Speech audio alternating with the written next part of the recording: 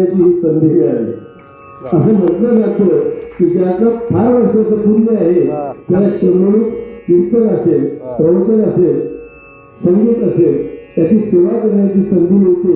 आणि निश्चितपणे आपल्या पिताश्रीकडून घेतलेला कीर्तनाचा रसा आपण टिकवत आहात। आणि खरोखरच आम्ही सुद्धा भाग्यवान आहे की या कीर्तनाच्या नारायणाच्या गाडीवर आपले पूज्य पिताश्री, आपले यजमान आणि आता आपण तिघी असे 3 जण या शिवनेरी नगरीमध्ये कीर्तन सेवा करून गेले। आणि निश्चितच अभिमानाचा क्षण आमच्यासाठी सुद्धा आहे।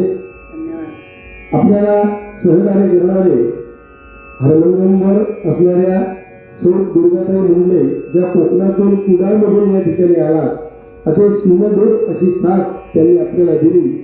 आणि त्यांच्या तबल्याची वाहवा निश्चितपणे पूर्ण शंभरभर गाजली।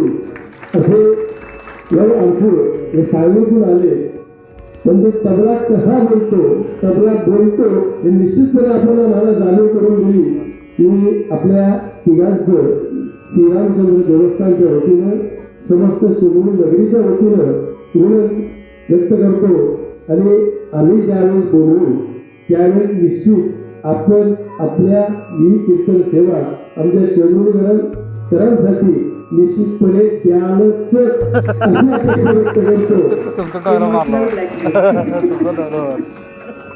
8 दिवस अतिशय चांगला हा सोहळा संपन्न झाला।